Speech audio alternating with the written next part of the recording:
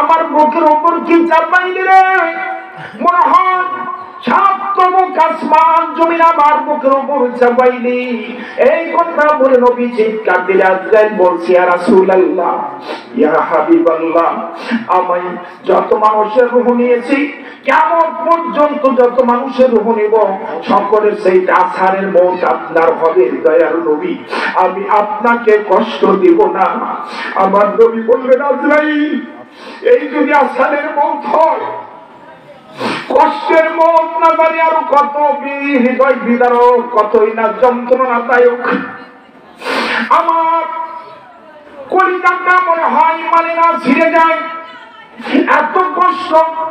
আমি জানতাম না মৃত্যুর এত যন্ত্রণা, আজকে আমি জানলাম, আমি বুঝলাম। আজরাইল আমার সাথে তুমি ওয়াদা করো, আমার সঙ্গে কথা দাও, কেমন পর্যন্ত আমার যত উম্মত এখন থেকে শুরু করে দুনিয়ায় আসবে, এদের রূহগুলো যখন তুমি কব্জ করবা, এদের রূহ কব্জ করার সময় যে মৃত্যুর যন্ত্রণা হবে, সব যন্ত্রণাটুকু আমি রহমাতুল লিল আলামিনকে দাও। আমার একটা উম্মতকে এই মৃত্যুর যন্ত্রণা দিও না।